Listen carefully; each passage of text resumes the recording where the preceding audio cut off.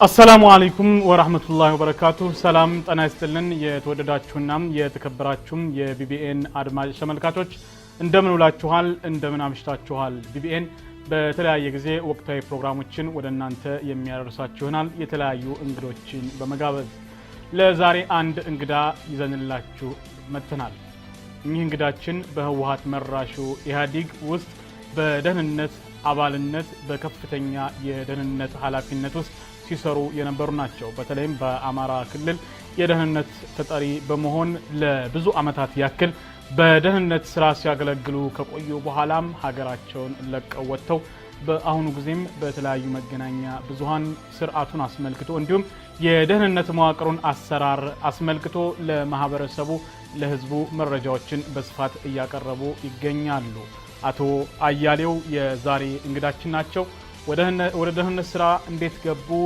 በደህንነት ስራ ውስጥ ያሉት ክፍፍሎች ምን ይመስላሉ በዋነኛነት ደግሞ ከደህንነት ስራ ጋር በተያያዘ ዋና የጀርባ አጥንቱ ነው የሚሰሩ የህወሓት ኢህአዴግ ባለስልጣናት እነማን ናቸው የሚሉትን ጉዳዮች ከአቶ አያሌው እናገኛለን ብለን ተስፋ እናደርጋለን ከሙስሊሙ ትግል ጋር ከኦሮሞም በአማራም ክልል በሌሎችም በሚደረጉ ትግሎች ላይ ያለው የህወሓት መራሹ ኢህአዴግ አቋምና የደህንነት አሰራር ምን ይመስላል በሚለው ጉዳይ ላይ ከርሳቸው ጋራ ቆይታ እናደርጋለን አቶ አያሌው ጥያቄን ሳቀርብላቸው በፍቃደኝነት በዚህ ጉዳይ ላይ ለመወያየት ፍቃዳቸውን ስለሰጡኝ በእናንተ በአድማጮቼ ስም እያመሰገንኩ አቶ አያሌው እጅግ አድርጌ አመሰግናለሁ እንግዲህ ከሰሞኑ በተለይ በመጀመሪያ በላይ በራሱ ፌስቡክ ላይ የለቀቁት ብዙዎችን ያስገረመና ያነጋገረ ነበር ከዚያ በኋላ ወደ ተለያዩ ሚዲያዎች ብቅ ማለት ጀመሩ እስኪ እንደው ለመነሻ የሆነን ዘንድ እዛም ላይ የገለጹት ቢሆንም የቢቢኤን አድማጮች ያልሰሙት ይሆናልና ወደ ደህንነት ስራ እንዴት ገቡ የሚለው እንደው ለመነሻ ያክል እናድርገው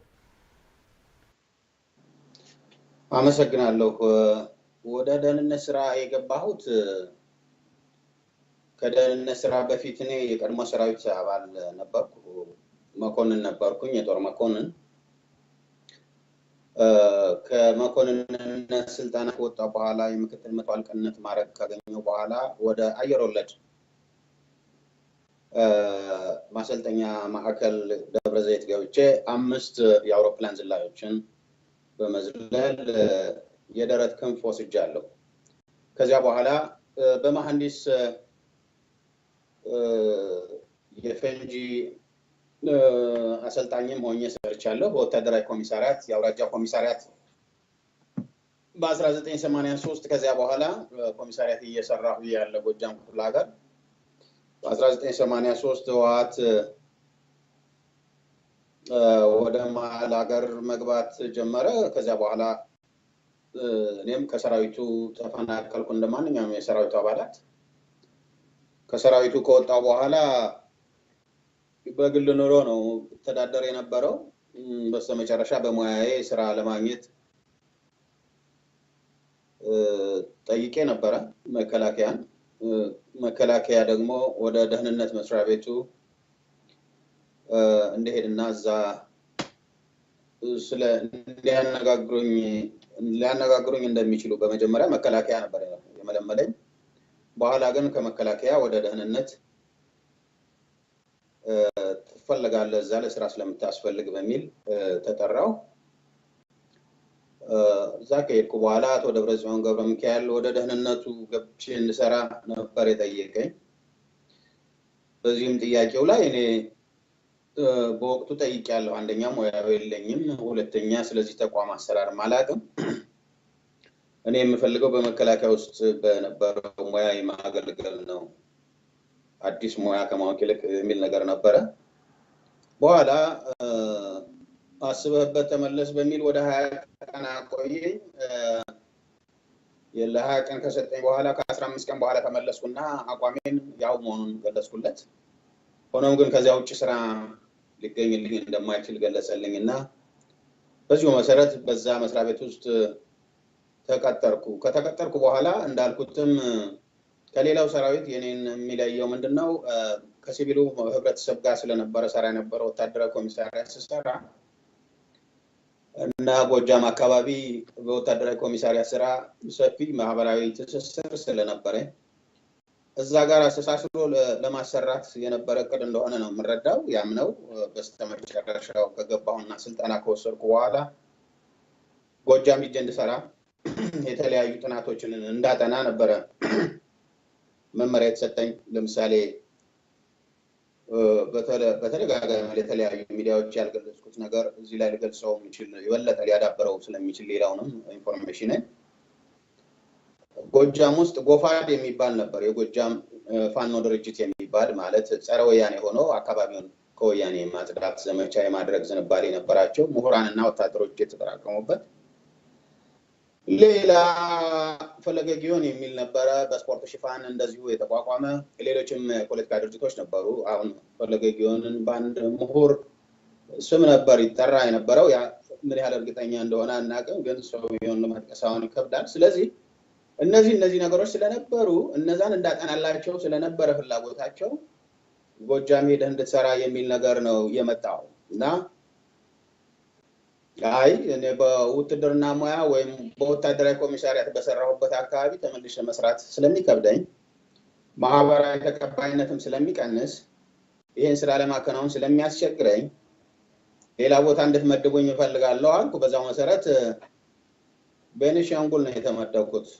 ምርጫ የተሰጠኝ ጋምቤላ እና ቤኒሻንጉል ነው። ጋምቤላ ወይዘሮም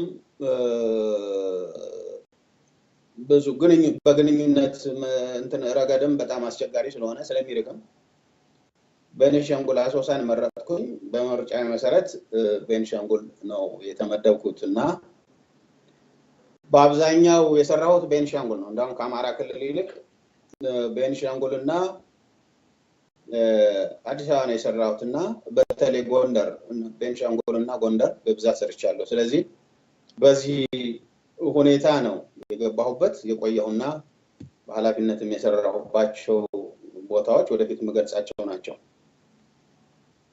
እንግዲህ የደህንነት ስራ ትንሽ ከበድ የሚል ስራ ይመስለኛል፣ በተለይ እንደኛ ሀገር ባለው ሁኔታ። ምክንያቱም በሌሎች ሀገሮች ስናይ የደህንነት ስራ የአንድን መንግስት ስልጣን መጠበቅ ወይም ደግሞ ዜጎችን ማሳደድ ሳይሆን ለዛች ሀገር ደህንነት፣ ሰላም የጥበቃ የዘብ ስራ ነው። ያን ኃላፊነት የሚመደብም ሰው በኩራት የሚሰራው ስራ ነው ብዬ አስባለሁ። እኛ ሀገር ግን ይህ ነገር ከበድ ይላል። ምክንያቱም ያለው ስርዓት አምባገነን በመሆኑ ይህን ያን የደህንነት መዋቅሩን የሚጠቀምበት ንጹሃን ዜጎችን ለማፈን የመብት ጠያቂዎችን ለመሰለል ነውና ይህ ነገር ከባድ አልነበረም ወይ? ወደዚህ ውሳኔ ሲገቡ ደህንነቱ ተውኖ ሲገባ ደግሞ ከላይ ያሉትን አመራሮችም ስራ ማስፈጸም ይኖራልና እስኪ በዚህ ላይ ምን ይላሉ? ትክክል ነው። አስቸጋሪ ነው። ከህሊና ጋር እየተሟገትክ ነው የምትኖረው። ከህብረተሰቡ ማህበራዊ ግንኙነት ጋር እየተቆራረጥክ ነው የምትሰራው። ዞሮ ዞሮ በጣም አስቸጋሪ ቢሆንም አንተ አውቀው እስከገባህ ድረስ በአግባቡ ስራህን እስከመራህ ድረስ ዜጎች ሳይጎዱ ስራህን አከናውነህ የምታልፍባቸው ምቹ ሁኔታዎች አሉ። እነዚያን የምታደርገው አንተ በማወቅ ላይ የተመሰረተ ከነሱ ጋር ያለህ ግንኙነት ሲኖር ብቻ ነው። እኔ በማወቅ ላይ ተመስርቶ ከመጀመሪያም ጀምሮ ሳልፈልገው ከመጀመሪያም ጀምሮ ጸረ ወያኔ ሆኜ ሲዋጋ ወይም ደግሞ የሚዋጋ ሰራዊትን እያሰለጠንኩ ስልክ የነበርኩ ሰው ለዚህ ትናንትና ሰው ሳይታሰር ከስራ ሳይፈናቀል ወይም ሌላ ችግር ሳይደርስበት መቆየቴን አስታውሳለሁ። ስለዚህ በኔ በኩል በማወቅ ላይ የተመሰረተ ስለነበረ መንግስትን ለማስደሰት ስል ግለሰቦችን አልጎዳሁም። መንግስትን ለማስደሰት ስል ሌላውን ማህበረሰብ ጎድቼ ለመገኘት ጥረት አላደረኩም። በዚሁ ምክንያት በሰራሁባቸው አካባቢዎች ሁሉ በተለያየ አጋጣሚ ተመልሼም ሲሄድ የህብረተሰቡ አቀባበል እንደ ቤተሰብ እና እንደ ጓደኛ ከመሆን ባለፈ እንደ መጥፎ የደህንነት ሰራተኛ የተጠላሁና የተፈራሁ አልነበርኩም። በዚህ ምክንያት በውስጤ ምንም የሚቆጨኝ ነገር በብዛት የለም። ኦፍ ኮርስ በችግር ወይም ደግሞ ለመኖር በመፈለግ ምክንያት በወያኔ ውስጥ መስራት የሞራል ድቀት ነው፣ የነጻነት ኪሳራ ነው፣ ሁሉም ነገር ነው። በዚህ ምክንያት ስቃወም ቆይቻለሁ። ለምሳሌ በነገር በ1990 ጸረ ትግሬ ተብዬ ተገምግሜ ያለው። በመሰረቱ እኔ የተወለድኩበት ማህበረሰብ አንድን ህዝብ የሚጠላ አይደለም። እንዲህ ሞራል የነፈገው ማህበረሰብ ውስጥ አይደለም የተፈጠርኩት እኔ። ስለዚህ እንዲህ ካለው ቤተሰብ ውስጥ ስላልተፈጠርኩ እኔ አንድ ዘር ጠላት ልሆን ወይም ልጠላ አልችልም ነው ያልኳቸው። ከዛ በኋላም አልሄዱበትም፣ አልገፉበትም። በመሰረቱ ይህ አስተሳሰብ ካለም ከነሱ ነው የሚመጣው። ጸረ አማራነት፣ ጸረ ኦሮሞነት፣ ጸረ ሌላነት ያለው እነሱ ጋር ነውና ይሄ ተከስቶ ነበረ። በሌላ በኩል 97 ላይ ቅንጅት ነው በመሰረቱ ይሄን ኢህአዴግን አይወደውም እየተባልኩ ነበር በከተከል መቆየውና ቅንጅት ነው ተብዬ እንደሰማው ባለፈው ኢንተርቪው ከጎንደር ወደ ጋምቤላ የተላኩበት እንግዲህ የወይዘር ተጽዕኖ አለ፣ የኑሮ ተጽዕኖ አለ። እንደገና ወዳልተፈለገ ቦታ በመሄድ ደግሞ የሚሰማ ስሜት አለ፣ ከቤተሰብ መለየት አለ። ብቻ ኢኮኖሚያዊ እና ማህበራዊ ተጽዕኖዎች በከፋ መልኩ ደርሰውብኝ ነበር።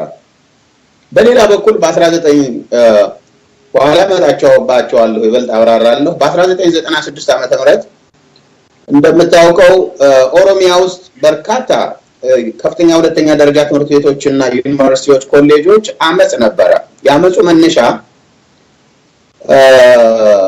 የመሬት የአዲስ አበባ ፕላንና በአብዛኛው የትግራይ ተወላጆችና ከውጭ መጤ የሆኑ የህብረተሰብ ክፍሎች ወይም ኢንቨስተርስ የኦሮሚያን መሬት በስፋት በመያዛቸው ምክንያት የኦሮሞ መፈናቀልና መጻኢ ዕድሉ በጣም አደጋ ላይ ነው በሚል የሚከናወኑ አመጾች ነበሩ እና እነዚህን ጉድለታቸውን ከማጥናት ይልቅ እነሱ የኦሮሞ ህዝብ እንትን ጠባብ ነው፣ የኦነግ ሰንኮፍ ነው፣ የኦነግ አስተሳሰብ ተሸክሞ ነው እንደዚህ የሚሆነው ከሚል በስተቀር የችግሩን ቁልፍ ምንጭ ሊረዱት አልቻሉም። አልፈለጉትም፣ ሊያጠኑት ስላልፈለጉት ነው። በዚህ ምክንያት ፓብሊክ ኦፒኒየን ወይም የህዝብ አስተያየት የሚባል አለና እስቲ በየክልላችሁ የተወሰነ የህዝቦች ጥሩ ያልሆነ ስሜት አለና ይህን ፓብሊክ ኦፒኒየን ወይም የህዝብ አስተያየት ጽፋችሁ ነው ተባለ። የህዝብ አስተያየቱ መነሻ የሚያደርገው የተማረ ያልተማረ፣ ከተሜ ገጠሬ፣ ወጣት ሽማግሌ፣ ሴትም ወንድም፣ የመንግስት ደጋፊ፣ የመንግስት ጥላቻ ያለው ወይም ኒውትራል ገለልተኛ የሆነ ይህን ሁሉ አካተ ነው የምትጽፈው። ከዛ በኋላ በተለያዩ ሚዲያዎች የምታያቸው የተለያዩ ነገሮች ደግሞ ይበልጥ ማጠናከሪያ የሚሆኑ ኢንፎርሜሽኖችን ማስረጃዎችን ታስደግፋለህ እና ያን ጊዜ ምንድነው ህወሓት የሚፈልገው? ከህወሓት በላይ ህብስተምና ወይም ደግሞ የተለየ መንግስት፣ የተለየ ጥቅም፣ የተለየ ሀብት ሊሰጠን የሚችል መንግስት የለም የሚል ነገር ሪፖርት ነው የለመደው። ገብቶሃል?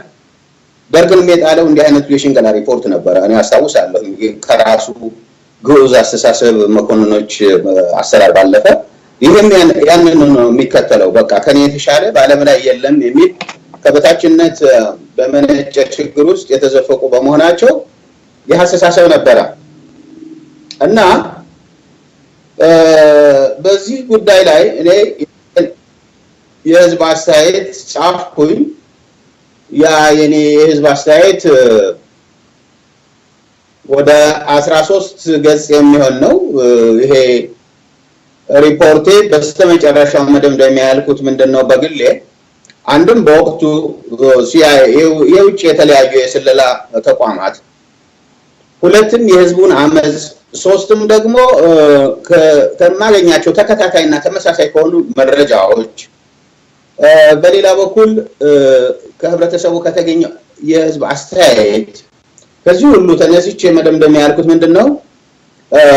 ህብረተሰቡ እናንተ እንደምትሉት መፍትሄ ያገኘና ነፃነት ያገኘ ሳይሆን ኢኮኖሚያዊ፣ ማህበራዊና ፖለቲካዊ ጫናዎች ደርሰውብኛል ይላል። ስለዚህ የጫናዎቹ ምልክቶች ደግሞ የመሬቱ ባለቤት አለመሆኑ፣ በምርጫ ተሳትፎ ለይስሙላ ያልወከላቸው ሰዎች በሃይማኖትም ወይም በፖለቲካው ረገድ መቀመጣቸው፣ በሌላውም በኩል የመሬቱን ባለቤት ያለመሆኑ፣ የሚቃወሙ ተማሪዎች በምን ምክንያት ተቃወማችሁ ተብለው ከሚጠየቁ ይልቅ ኦነጎች ናችሁ ተብለው መገረፋቸው፣ አንድ ተማሪ ከአንድ ቤተሰብ ውስጥ ሲገረፍ ቤተሰቡ በጠቅላላ 10-15 ቤተሰብ ያኮርፋል። ስለዚህ እነዚህ ነገሮች ሁሉ አልተጠኑም።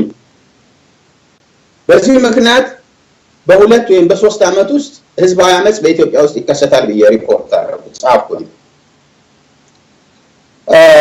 ያ አመጽ በሆነ ምክንያት ሊሆን ይችላል የሚገነፍለው፣ ግን ከተወሰነ ጊዜ በኋላ ሊበርድ ይችል ይሆናል በወታደራዊ ኃይል በተለያየ ነገር። ይህንን እንደ ጥሩ መማሪያ ያየ ህሊናዊና ነባራዊ ሁኔታዎች ተሟሉልኝ ሲል ወደፊት ህብረተሰቡ እጅግ ወደ ከፋ አመጽ እንዲገፋፋው መጥፎ ምሳሌ የሚሆን አመጽ በቅርብ ጊዜ ይከሰታል ያልኳቸው። ይህ ሪፖርት ቀርቦ ወልደስላሴ ገብረ ሚካኤል የሚባል ነበረ የውስጥ ደህንነት ኃላፊው። ይሄ ያንተ አስተሳሰብ በተለይም ደግሞ የትምክህት ህሊና የፈጠረው ኢሜጅ ነው ያለኝ እና ይሄ የፈጠረው ስዕል እንዳይሆን ነው ያለኝ። አየው እና አይደለም የመረጃ ሰራተኛ ከሆነ ከፖለቲካውም ከምኑ ገለልተኛ ሆኜ ነፃ የሆነ ኢንፎርሜሽን እንዳቀርብላችሁ ነው የፈለጋችሁት። ይሄ ከሆነ እናንተ ይጠቅማችኋል። ካልሆነ ግን የትምክህት ወይም የጠባብ ምናምን እየተባለ ላይ የምትሰራው ስራ በጣም ደክመሃል። ከዚህ በኋላ እዛ ሆነህ ብትሰራ ይሻላል ይመረጣል ነው ያለኝ።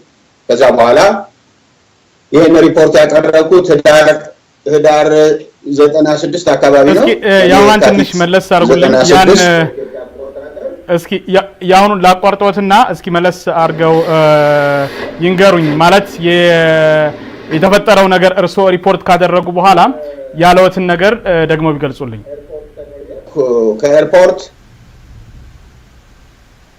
ከኤርፖርት የተለያዩ የኤርፖርት ጣቢያዎች ተመድቤ ሄድኩኝ። ስሰራ ነው የቆየሁት እና እንዳልኩትም የህዝባዊ አመጽ ወይም ሁከት ይነሳል እንዳልኩትም አመት ባልሞላ ጊዜ ውስጥ ምርጫን አስመልክቶ አመጹ ተነሳ። ያንን ለመፍታት የተከፈለው መስዋዕትነት ቀላል አይደለም። ስለዚህ እነዚህ ሁኔታዎች ነበሩ። ስለዚህ እኔ በተቻለ መጠን ይሄን ያህል መስዋዕትነት ለመክፈል ሞክሬያለሁ። እውነት መውጣት እንዲችልና የወያኔ ከንቱ አካሄድ ተገቢ እንዳልሆነ ለማሳየት ማለት ነው። በድፍረት እነዚህ ስራዎች ተሰርተዋል። እስኪ አንዳንድ ነገሮችን እናንሳ። እንግዲህ የደህንነት መዋቅሩን አስመልክቶ አንዳንድ ነጥቦችን ለማንሳት እንሞክር። በዚህ ውስጥ ሲገልጹ እንደሰማሁት የተለያዩ መዋቅሮች አሉ። እነዚህን ዴስኮች ቢዘረዝሩልኝ፣ እንዲሁም በዋነኛነት ሀገሪቱን በአሁኑ ጊዜ እየመሩ ያሉት የደህንነት ኃላፊዎች እንዲሁም ከነሱ ጀርባ በዋነኛነት እያሽከረከሩ ያሉት ከሟቹ ጠቅላይ ሚኒስትር ጀምሮ እንዲሁም ደግሞ ከዚያ በኋላ ባሉት ሂደቶች እስኪ እነዚህ ነገሮች ያብራሩልኝ። ማን ነው በአሁኑ ጊዜ ከጀርባ ሆኖ እንግዲህ ሀገሪቱን እየዘወሩ የሚገኙት ደህንነቶችና የህወሓት ባለስልጣናት መሆኑ ተራው ሰው ያቃል ይነገረዋል።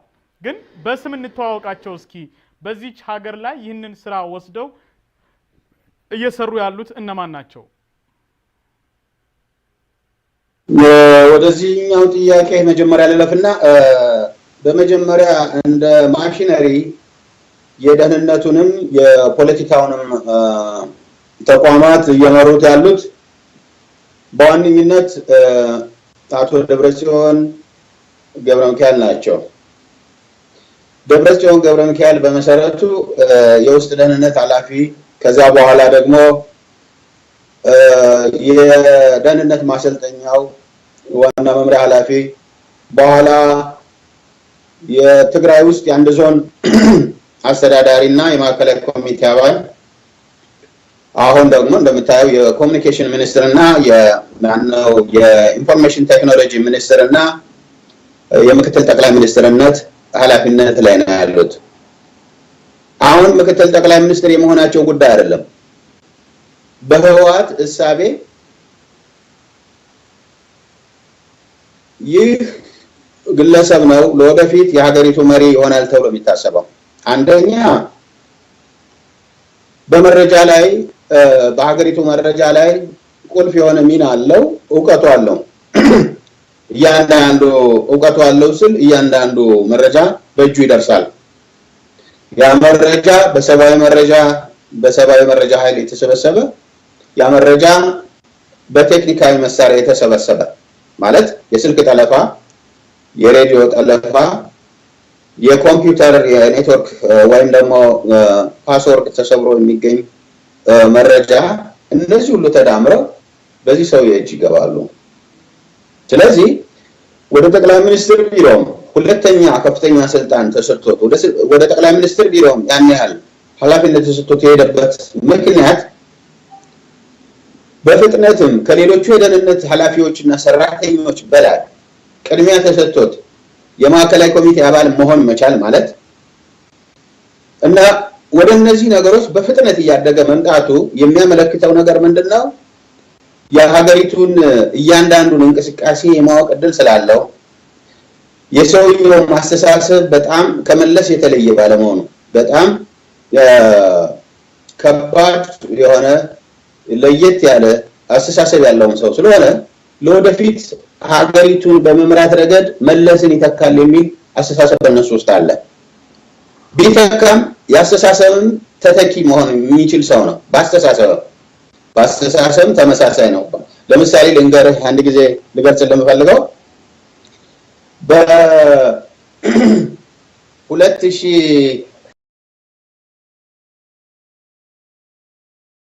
የኢትዮጵያ አቆጣጠር የመሰረታዊ ድርጅት አመራር አባላት የኢህአደግ መሰረታዊ ድርጅት አመራር አባላት ስብሰባ ነበረን በስራና ማነው የሰራተኛ ማህበር አዳራሽ ውስጥ ይመስለኛል ወይም ትምህርት ሚኒስቴር ግቢ ውስጥ እንደዛ አላስታውሰውም አሁን ቦታውን እና ያን ጊዜ ምንድነው ያለው የጠባቡ መሪዎች በአብዛኛው በእድሜም በመፍጠር ችሎታ እየደቀቁ እየወጡ ስለሆነ ፍሬ የላቸውም ነው ያለው። ፍሬ የላቸውም። ይህንን ያለው ማን ነው? ደብረጽዮን ገብረ ሚካኤል። በሌላ በኩል የትምክተኛው ነው ያለ። ትምክተኛው ታሪክና ቃልን የሚሉ ምሁራን እና የድሮውን አስተሳሰብ አሲዘው ህብረተሰቡን ሊነዱት የሚፈልጉ የትምክተኛ አቀንቃኝ የሆኑ ነባር ሰዎች በእድሜና በተለያዩ ምክንያት ይችን ዓለም እየተዋት እየሄዱ ነው። ስለዚህ ለወደፊቱ ትምክትም ሆነ ጠባብነት ለኢህአደግ አስቸጋሪው የማይሆንበት ደረጃ እየተደረሰ ነው። አሁን በአዲሱ ጀነሬሽን እየተሞላን ነው። አዲሱ ጀነሬሽን አዲሱ ትውልድ ደግሞ የኢህአደግን አብዮታዊ ዲሞክራሲ አስተሳሰብ እየታነጸ እየተቀበለ ያደገ በመሆኑ ከዚህ በኋላ በአዲሱ ትውልድ ውስጥ ቅራኔ የተሞላበት ወይም ጸረ ኢህአደግ የሆነ አቋም ይመጣል ብለን ጥርጣሬ ውስጥ አንገባም ነው ያለ። አይሆ ይሄ አስተሳሰብ ከመሰሪነት የመጣ ነው። ጀነሬሽን ካለፈ በኋላ ቀጣዩ ጀነሬሽን ያለፈውን ታሪኩን ወርሶ ከሀገሩ ከቤተሰቡ ከማህበረሰቡ የሀገሩን ሉዓላዊነት ጠብቆ በአንድነት የሚቀጥል ህብረተሰብ አይኖርም ከሚል ድምዳሜ ነው የመጣው። በሌላ በኩል አንድን ጀነሬሽን አንድን ትውልድ አንድን ዘር ሙሉ በሙሉ እንዲጠፋ ታሪኩን የሚያውቅ ትውልድ እንዲጠፋ ከመፈለግ የመነጨ ነው። ስለዚህ ይህን አስተሳሰብ ያስተጋባ የነበረ ሰው ነው። ግን እሱ በተናገረ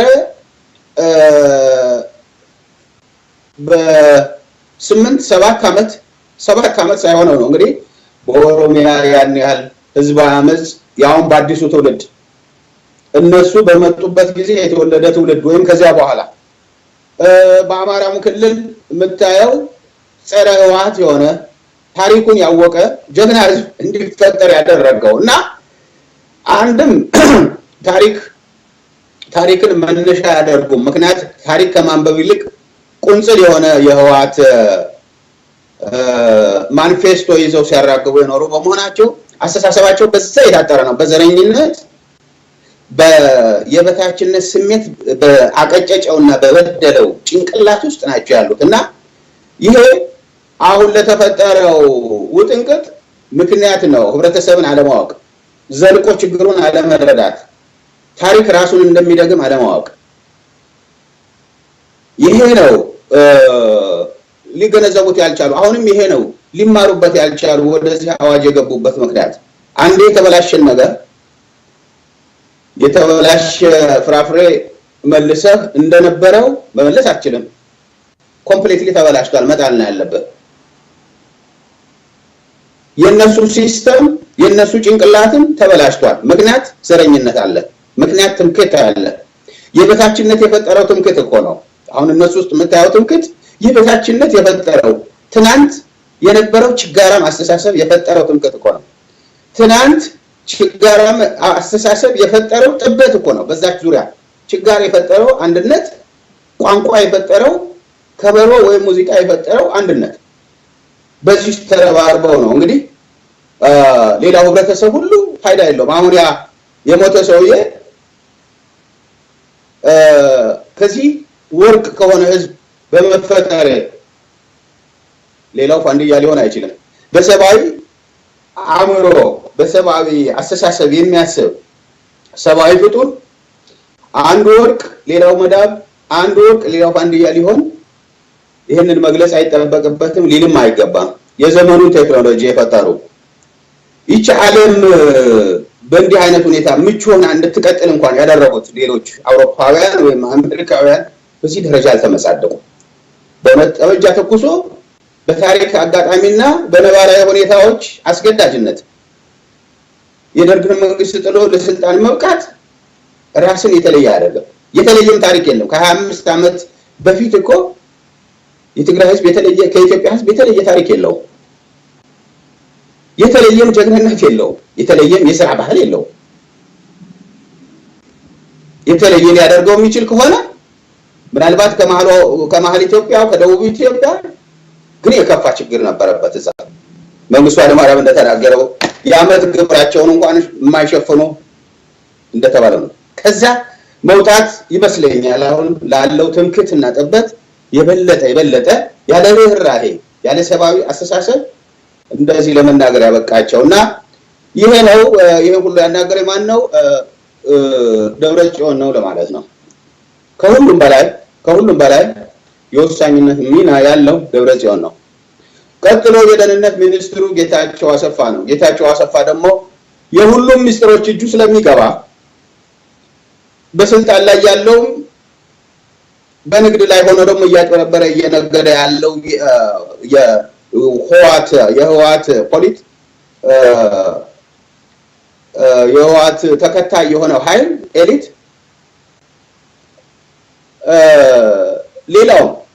የሌላውም የኢኮኖሚ ምዝበራ ሊሆን ይችላል፣ የፖለቲካ ችግር ሊሆን ይችላል፣ ወይ ማህበራዊ ቀውስ በሱ እጅ ይገባል። ስለዚህ ያለው አማራጭ የዚህ ሰውዬ እንዳንድ ወሳኝ ደጋፊ ማየት ያስፈልጋል። ምክንያት ከበርታ አክሽን እንኳን ማድረግ ቢፈልጉ የመንግስት ገልበጣ የመለወጥ ስራ አሁን ኢትዮጵያን የሚያሰጋት በነገራችን ላይ መፈንቅለ መንግስት ነው። ወደፊት ህወሓት ይወገዳል አንዱ ነገር ነው፣ ምንም ጥያቄ የለውም። ህወሓት ከመወገዱ በፊት ግን ህወሓትን አስጠግኖ ማስቀጠል የሚፈልግ ወታደራዊና ሲቪል ኃይል መፈንቅለ መንግስት የማካሄድ ዝንባሌ ሊኖረው እንደሚችል የሚያሳዩ ጠቋሚ ምልክቶች አሉ። የዘረፉትን ኢኮኖሚ ለማስቀጠል ያላቸውን ፖለቲካል ስልጣን ለማስቀጠል ስለሚፈልግ ማለት ነውና ይሄ ነው። ስለዚህ ጌታቸው አሰፋን ሌላ አድርገን ልናይ እንችላለን። ሌላ ስብሃት ነጋ ህወሓትን እንደፈጠረ ሁሉ ህወሓት እስከሚቀበር አብሮም እስከሚቀበር ድረስ እሱ ነው አብሮ ያለው ማለት ነው። ወሳኝ ነው። ጡረታ አልወጣም። አሁንም ይወስናል፣ አሁንም አስተያየት ይሰጣል፣ አሁንም ማድረግ ያለበትም ሁሉ እጁ ረጅም ነው፣ እዛ ውስጥ ያደርጋል። በሌላ በኩል እነ በረከት ስምዖንም አሉበት፣ እነ አርከበ ቁባይ እንግዲህ በደረጃ ነው እየነገርኩ ያለሁት ከላይ እስከ ወደ ታች አሉበት፣ እና አባይ ፀሐዬም አሉበት። በቃ እነዚህ ናቸው። እነዚህ ጥቂት በጣም ጥቂት የህወሓት ነባር አባላት የሚባሉ አሁን ክሬቲቪቲ የጎደላቸው በፍጹም መፍጠር በማይችሉበት ደረጃ የደረሱ በቃ ፈጥረው ጨርሰዋል። ያኔ መናገርም መጻፍም ማድረግም ተንኮል መስራትም ከሆነ በወቅቱ ሰርተውታል። አሁን በዛ ደረጃ አይደሉም። በዛ ደረጃ ባለመሆናቸውና ህዝብን አሳምነው መምራት ሲሳን ወደ ጠመንጃ መግባቱ አላማው ህብረተሰቡ 10 እርምጃ ሄዶ ቀድሞ ሄዷል። እነሱ ከኋላ ናቸው ያሉት። ሮጦ ስለማይደርሱበት በጥይት ለመድረስ ሞከሩ። ሲተኩሱ ቢያንስ ጥይቱ ይደርሳል፣ እነሱ ባይደርሱ። ይሄ ነው እየተካሄደ ያለውና በአገሪቱ ያለው ነባራዊ ሁኔታ ነው። እንግዲህ አሁን የገለጹልኝ ከባለስልጣናቱ ነው። ከደህንነቱ ውስጥ ደግሞ በተለይ አሁን እንዲያነሱልኝ የምፈልገው ከሙስሊሙ ትግልም ጋር በተያያዘ የተለያዩ አፈናዎች ሲፈጸሙ ነበር። በሙስሊሙ ማህበረሰብም ላይ የተለያዩ እስራቶች ሲፈጸሙ ነበር። እነዚህን ጉዳዮች ምናልባት እርስዎ ይህ በነበረበት ሰዓት በስልጣን ላይ ከነበሩ እነማን ናቸው በተለይ በሙስሊሙ ላይ ያ ሁሉ ግፍ እንዲደርስ ያደረጉ ባለስልጣናትና ደህንነቶች እነማን ናቸው? እስኪ በዚህ ላይ ያለውን ነገር ይግለጹልኝ። እንዲሁም ከዚህ በፊት ሲገልጹ የሰማሁት ነገር ነበር የተለያዩ ዴስኮች እንዳሉ ለየራሳቸው ከሃይማኖት ጉዳይ ጋር ከብሔር ከተለያዩ እና እስኪ እነዚህን የሚግለጹልኝና በተለይ እነዚህ ደህንነቶች እነማን ናቸው? ከጀርባ ሆነው የተለያዩ ደህንነቶችን በማሰማራት የሰዎችን ስልክ በማስጠለፍ ክትትል በማድረግ ስራዎችን የሚሰሩ ለምሳሌ እነ ደረጀ እነ ሳሙኤል የሚባሉ አሉ በክትትል በመያዝ በኩል የተሰማሩና እስኪ ስለነሱ ይንገሩኝ።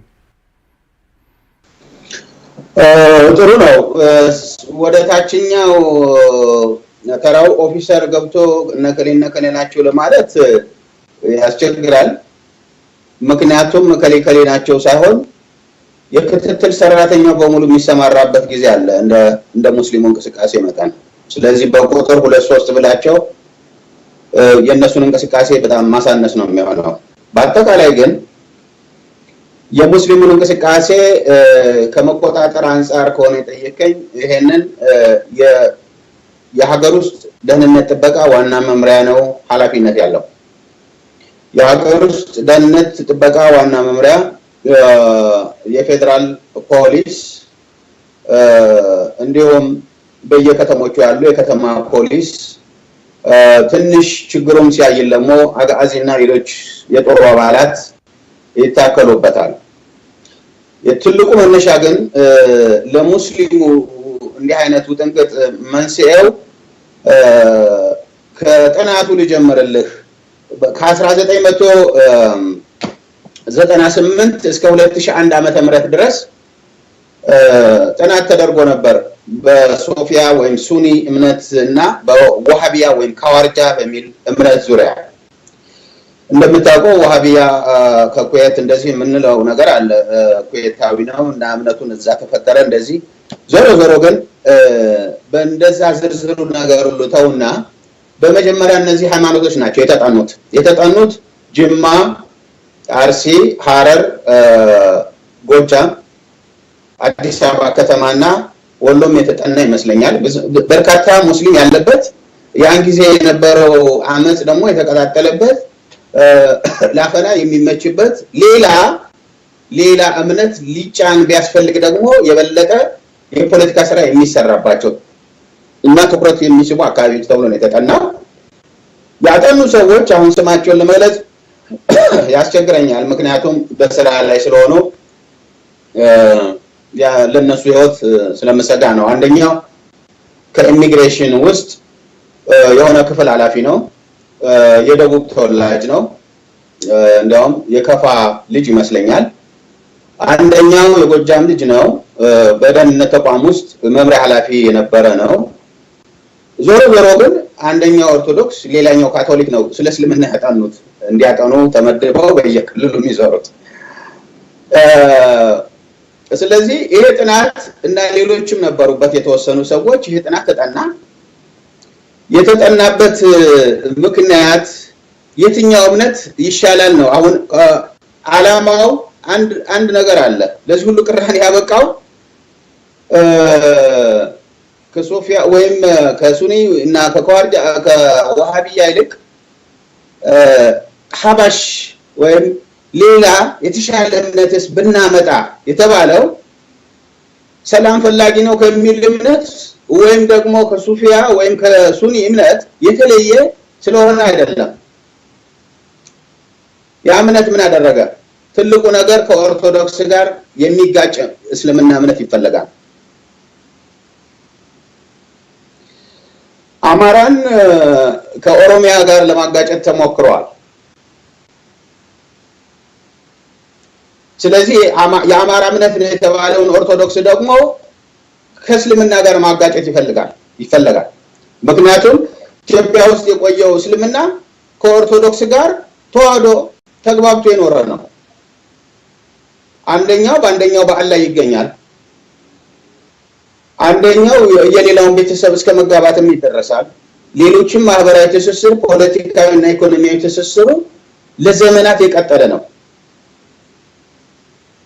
ስለዚህ ይህንን ማድረግ ባለመቻሉ ገዳማት ተቃጥለዋል። ለምሳሌ ኦርቶዶክስ በእስልምና ላይ እንዲነሳ ዝቋላ፣ ዋልድባ ገዳም፣ ምዕራብ ሐረርጌ የነበረ ገዳም እንደዚህ። ስለዚህ ለቃጠሎ መንስኤ ህወሓት ነው። ያቃጠሉ ሰዎች ማንም ይሁኑ ምን ምክንያት በተፈጠረው ልዩነት ምክንያት ኦርቶዶክስ የአንድ ጎሳ ሃይማኖት ነው ስለተባለ ብቻ የአንድ ብሔር የአንድ አማራ የሚባል ህዝብ ሃይማኖት ግን የእምነት አክሱም ጽዮን የምትባለው ያለችው ትግራይ ነው። የእምነት ግን የአብዛኛው የትግራይ ህዝብ ነው። እንዲያውም አብዛኛው የትግራይ ህዝብ ለእስልምና ያለው ንቀት ቀላል እንዳይመስለን። እስላም አገር የለው ሰማይ ምሰሶ የለው ነው የሚሉት። እስላማዊ አገር የሉን ሰማይ ምሰሶ የሉን እንዲህ የሚል ህዝብ ነው። ይሄ ማለት የከነከነ ፊውዳላዊ አስተሳሰብ ኦርቶዶክስን ሽፋን አድርጎ ግን ሌላውን ሃይማኖት የሚዘልፍ ነው። ይህ አስተሳሰብ ወሎ ላይ አለ እንዴ? የለም። ጎጃም ጎንደር ላይ አለ እንዴ? የለም። ይጋባሉ፣ ተካፍለው ይበላሉ፣ አብሮ ይነግዳሉ፣ አብሮ ይሰራሉ፣ አብሮ ያርሳሉ። ይህ አስተሳሰብ ነው ያለው። ስለዚህ ከጥናቱ ሲጀምር እንዲህ አይነት ስራዎች ናቸው ሲሰሩ የቆዩት።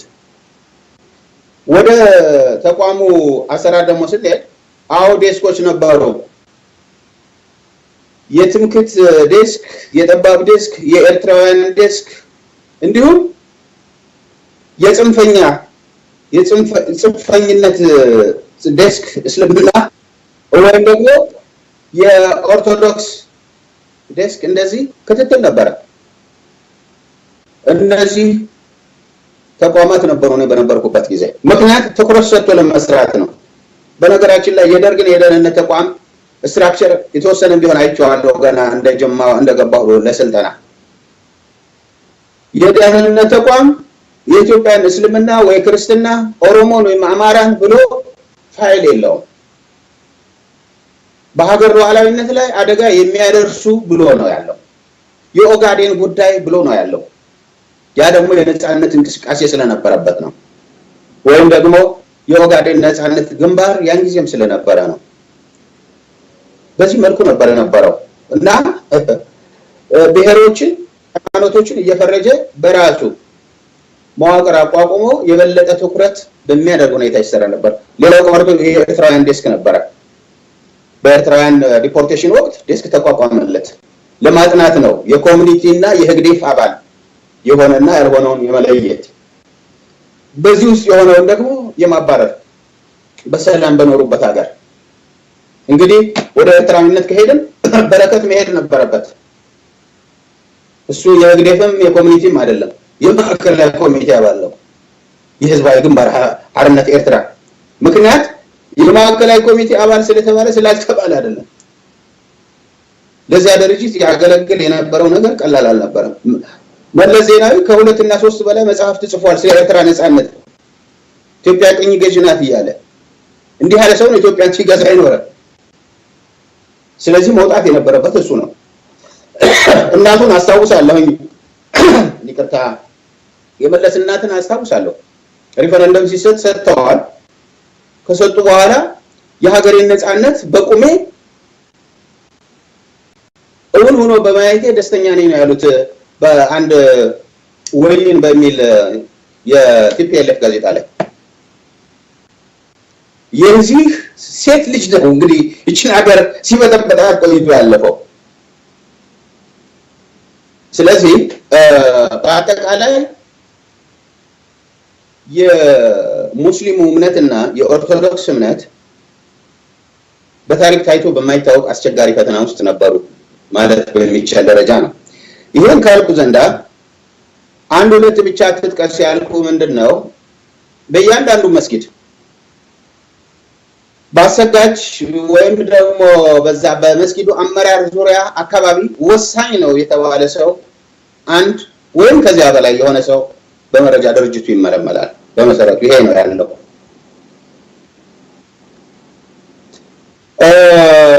ከአማኙ መካከል በርካታ ሰው ተደማጭነት ያላቸው ሰዎች ይመለመላሉ። ስለ ቁርአን ከሚሰብኩ ሰዎች በብዛት ይመለመላሉ። ይሄ የደህንነት ሰራተኛው ከተመደበበት መደበኛ ስራው በተጨማሪ በየጊዜው ለአድማ ወይም ለተለየ ሁኔታ ሲታሰብ በፍጥነት ኢንፎርሜሽን እንዲያቀርቡ ነው። በተረፈ የደህንነት ሰራተኞች በዋና ዋና ከተሞች እና እንደ ስጋት በሚታዩ አካባቢዎች ሁሉ ጊዜ በጁማዓ ቀን በርካታ የደህንነት ሰራተኛ ጁማዓ ባልሆነ ቀን ደግሞ አልፎ አልፎ መስጊዶችን እንደ አንዋር መስጊድ እና ሌሎች መሳሰሉ በጣም ታዋቂና ትልቅ የሆኑ መስጊዶችን ደግሞ በቅርብ የሚከታተሉ የክትትል ሰራተኞች በአካባቢው በመኪና ወይም በእግር ሆነው ይመደባሉ። ይሄ በቋሚነት ለምሳሌ አንዋር መስጊድ በዙሪያው አብዛኛውን ሙስሊም የሆኑ ነጋዴዎች ናቸው ያሉት። ስለዚህ አንደኛ የነሱን እንቅስቃሴ ከማየት አንፃር፣ ሁለተኛ በመስጊዱ ውስጥ የሚከናወነውን ነገር ከመረዳት አንፃር መኪናቸውን እዛው አቁመው ሲከታተሉ የሚውሉ የደህንነት ሰራተኞች በጣም በርካቶች ናቸው። እኔም በርካታ የማውቃቸው ናቸው። ለምሳሌ ከኔ ጋር ይሰሩ የነበሩ የተለያየ ብሔር ያላቸው አንድ የጉራጌ ሌላም ደግሞ ሌሎችም ነበሩ። ለምሳሌ ባህር ዳር ለተወሰነ ጊዜ ነው ባህር ዳር የአማራ ክልል ኃላፊ ሆንኩት። የጎንደር ዞን ኃላፊ ሆኜ ነው ብዙ ጊዜ ቆየሁት። የቤንሻንጉልና የተወሰነ ጊዜ ደግሞ ናዝሬት አካባቢ የምስራቅ ኦሮሚያ እና በዚህ ባህር ዳር ለምሳሌ ልንገርህ አንድ ጊዜ የሆነውን አንድ የጉራጌ ተወላጅ ነበረ። እኔ ክልል ኃላፊ ያለው አንድ ኦፊሰር ጉራጌ ነበርና ጭሙን ለሽፋን እንዲጠቅም ተብሎ ሌላው ሰራተኛ እንዲያስረዝም አይፈቀድም። እሱ ግን በጣም ረጅም ነው የሚጠቀመው እና በትክክልም በሃይማኖትም ረገድ ቀናኢ ነው፣ ጥሩ ነው እና ባህር ዳር የነበረውን ባህል እና ያለውን ነባራዊ ሁኔታ አላጠናም። ዞሮ ዞሮኛ ያው መስጊድ እየተከታተለ ነው እዛ የደረስኩት ኃላፊ የሚሄድኩት የት ነው ምድብ ይሰጥ ስለው መስጊድ እንደዚህ ያሉ በቃ አርባርብሽ ያው ሰራ የነበረውን ስራል ነው በእንትኑ ከጎኑ አብረው ሶላት ያደርጉ የነበሩ የአካባቢ ነዋሪዎች ሲያነጋግሩት አክሰንቱ ለየት አለባቸውና አንተ መጤነህ መሰለኝ እና በተረጋጋሚ እናይሃለን አርባርብ ስለዚህ እንግዲህ መጤ ከሆንክ ልትሰልል ነው እንጂ ምንም እዚህ እንደዚህ የሚያቆይህ ነገር የለም። ስለዚህ እንጠራጠራለን አሉኝ አለ። ከዚያ በኋላ ሰላም ይሉት የነበሩት ሁሉ ግንኙነታቸውን እንዳቆሙ የተናገረበት ሁኔታ ነበርና ምን ልልህ ነው የትኛው መስጊድ ሲሰገድ የደህንነት ሰራተኛ በተለይ በአዲስ አበባ ከተማ በትልልቅ ከተሞች ውስጥ አለ። ከዛም ውጭ ተባባሪ እና ኢንፎርሜሽን የሚያቀርቡ ሰዎች በብዛት በየመስጊዱ እንዲሰማሩ ይደረጋሉ። ሌላ ከዚህ ጋር አስተሳሰብ የምነግርህ ትልቁ እታች ያለውን ነገር ትልቁ አሁን አንተ ታች የመረጃ ሰራተኛው መጥቶ ክትትል ማድረጉን ወይም ደግሞ ተራ ኦፊሰሮች መታየታቸውን ነው ያየው። ግን ጠቅላይ የእስልምና ጠቅላይ ጉባኤው በመጀመሪያ የሚመረጠው በደህንነቱ ነው። አንድ ምሳሌ ልስጥህ፣ ሌሎችን ሁሉንም ባብራራው ጊዜ ስለሚፈጅ እኔ ናዝሬት በነበርኩኝ ጊዜ ከአርሲ የሚመረጥ በ96 ዓመተ ምህረት ከአርሲ የሚመረጥ አንድ የጠቅላይ ጉባኤ አመራር ስለነበረ አሰላ ሂደህ ስለዚህ ሰውዬ የህይወት ታሪክና በኢህአዴግ ላይ ያለውን አመለካከት አጥንተህ እንድትመጣ እንፈልጋለን ተባለ። የህይወት ታሪኩ ሌላ ምንም የህይወት ታሪክ አይኖረውም። እንግዲህ እሱ የራሱ የሚሰራው ስራ ነው። እዛ አካባቢ መወለዱ ነው የሚፈለገው። ግን ኢህአዴግን ይወዳል አይወድም፣ ብንመለመለው ይሰራልናል አይሰራልንም ነው። ከዛ በኋላ አንዱም ናዝሬት እያለ አቃረነኝ ምንድነው ነው እኔ በሌላው ሃይማኖት ውስጥ ገብቼ የሃይማኖት መሪ የሚሆነውን ሰው ለኢህአዴግ ይሆናል አይሆንም ብዬ ልመርጠው አልችልም። ሃይማኖቱ ነው የሚመራው። ስለዚህ ከሃይማኖት አስተሳሰቡ ከወጣ ደግሞ ራሱ ህብረተሰቡ አያስቀምጠውም። እናም ይሄን ለማጥናት ብዬ ጊዜ አላባክንም ብዬ ነው የቀረሁት ከአሰላ እና በአጠቃላይ እነዚህ ነገሮች ባሉበት ሁኔታ የተወሰነ የመረጃ ሰራተኛ አይደለም። ራሱ ሙስሊሙ ህብረተሰብ እኮ የራሱን አመራር ራሱ መርጦ አያውቅም። የኦርቶዶክሱም የራሱን አመራር ራሱ መርጦ አያውቅም። ወደ ካቶሊክ ፕሮቴስታንትም በሄድልህ በርካታ ነገሮች ያየኋቸው ነገሮች አሉ። በአንጻራዊነት እነሱ የተሻሉ ናቸው።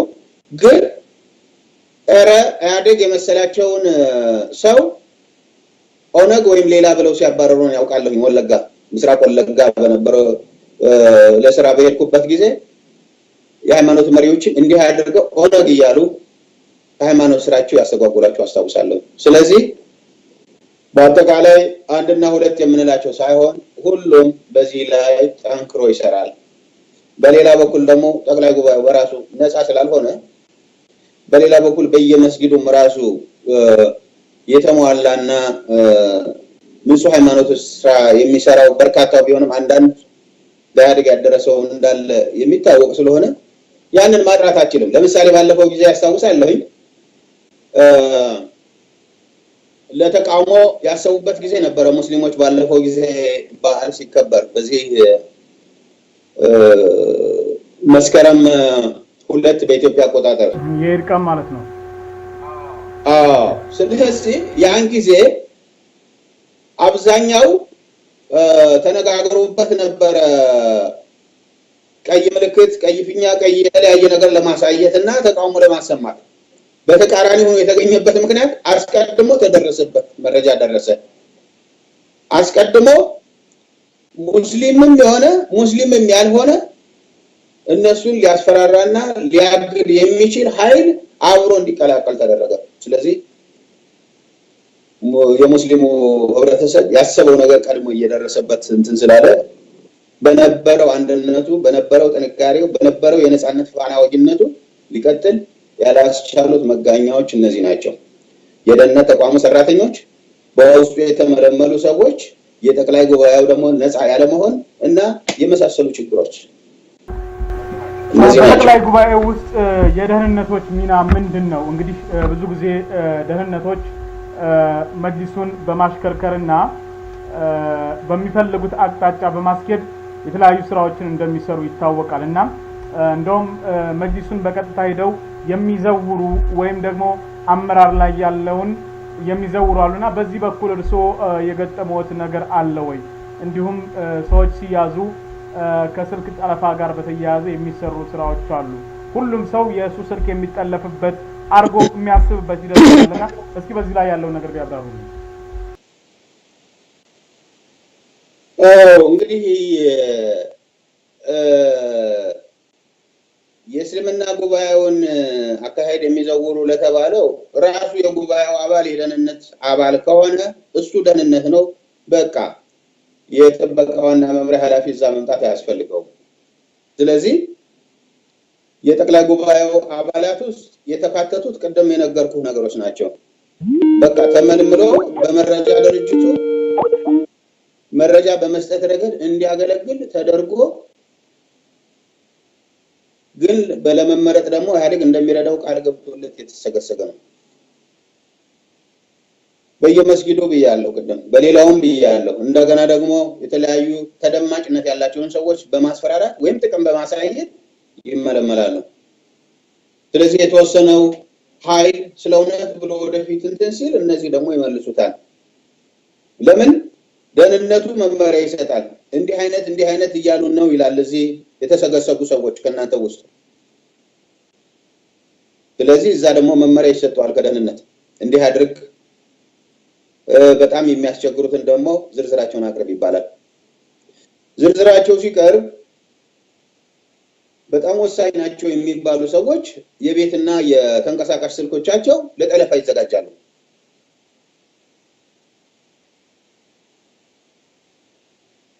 ሁሉም ሙስሊም ግን አይደለም። በኢትዮጵያ ውስጥ ባለፈው እንዳስቀመጥኩት ከ10 ሚሊዮን በላይ ሞባይል ወይም ተንቀሳቃሽ ስልኮች አሉ። ከ5.2 ሚሊዮን በላይ ደግሞ ፊክስድ ወይም ደግሞ የማይንቀሳቀሱ ስልኮች አሉ። የቢሮ፣ የቤት የመሳሰለ 15 ሚሊዮን ስልክ ለመጥለፍ አንደኛ ቴክኖሎጂው አይፈቅድም፣ ደሃ ሀገር ናት። ሁለተኛ ደግሞ የሰው ኃይሉ አይፈቅድም። ሶስተኛ ኢኮኖሚው አይፈቅድም። አራተኛ ጊዜው አይፈቅድም። አምስተኛ ከ15 ሚሊዮን ውስጥ ምናልባትም የፖለቲካ ወይም የሃይማኖቱን ጉዳይ አንስቶ ሊወያይ የሚችል ከ1 ሚሊዮን ያነሰ ነው። ለ1 ሚሊዮን ተብሎ 14 ሚሊዮን ስልኮች በከንቱ 14 ሚሊዮን የሰላምታ ስልኮች፣ የተለያዩ ስልኮች፣ የመልእክቶች ስልኮች ሲጠለፉ መዋል አግባብ አይደለም። አግባብም አለመሆኑ ብቻ አይደለም፣ አቅም ስላልፈቀደ ነው። አግባብነቱን ለህዋት አግባብ ነው አይደለም የሚባል ቋንቋ አይደለም፣ ግን አቅሙ አይፈቅድም። እርግጥ ነው በምዕራባውያን እያንዳንዱ ስልክ በምዕራባውያን ሁሉም ነገር ከእውቅና ውጭ እንደማይወጣ ይታወቃል። ግን ሰንሱር የሚያደርጉበት የራሳቸው እንትን አላቸው። ያ ቴክኖሎጂ ፈቅዷል፣ ኢኮኖሚ ፈቅዷል። አስፈላጊነቱንም ህብረተሰቡ ያምናል። ምክንያት ለሀገር እና ለህዝብ ሰላምና ጸጥታ ሲባል የሚደረግ ወይም የሚከፈል መስዋዕትነት ውጤት ነው። ያኛው ግን ለአንድ ጎሳ ነው፣ ለአንድ የፖለቲካ ድርጅት እና ለአንድ በኢትዮጵያ ሀብት ለከበሩ ጥቂት ሀብታሞች ወይም ትግሬዎች ሲባል ነው። ስለዚህ ኢኮኖሚው አይፈቅድም ነው እንጂ ኢኮኖሚው ቢፈቅድ ኖሮ የሀገሪቱ ስልኮች በሙሉ የእናንተም ቴሌቪዥን ጣቢያ ኢሳትም እንደዚሁ በየጊዜው እንደሚሞከርበት ሌሎችም የሚደግፉ እንጂ የሚቃወሙ እንቅስቃሴዎች በሚዲያ መልኩ፣ በድምጽ መልኩ፣ በቴክኖሎጂ መልክ እንዲቀርብ አይፈቀድም። ስለዚህ ሁሉም ስልክ ይጠለፋል ብሎ ማሰብ አስፈላጊነት የለውም። በመሰረቱ አስፈላጊነት የለውም። ይሄ ነው ያለው። የተለያዩ የስልጠና ተቋማቶች አሉ የደህንነት፣ ለምሳሌ የክንፈ ማሰልጠኛ አለ፣ የተለያዩ ቦታዎች። የት ቦታ ሰልጥኖ አልርሶ ምን አይነት ስልጠናስ ነው የሚሰጠው እዛ ቦታ?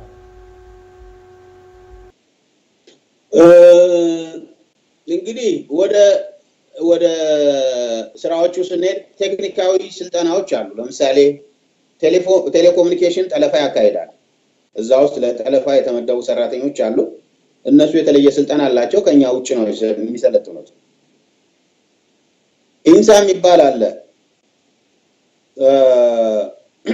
ኢንፎርሜሽን ኔትወርክ ሴኩሪቲ ኤጀንሲ የሚባለው በአንድ ጀነራል የሚባለው እዛ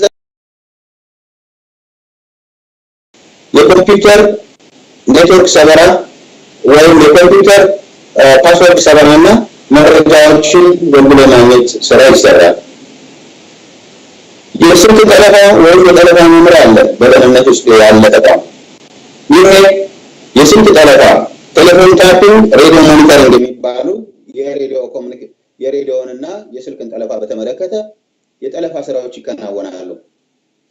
ሬዲዮ ጠለፋ ቀደም ባለው ሁኔታ ሬዲዮ አርቲዲ ሬዲዮ ዳይሬክሽን ፋውንደር አርዲኤፍ ይሄ ሬዲዮ የሚነጋገርበት ርቀት ምን ያህል ነው? አቅጣጫውስ በየት አቅጣጫ ነው? ምን አይነት ሰውስ ነው የሚነጋገር?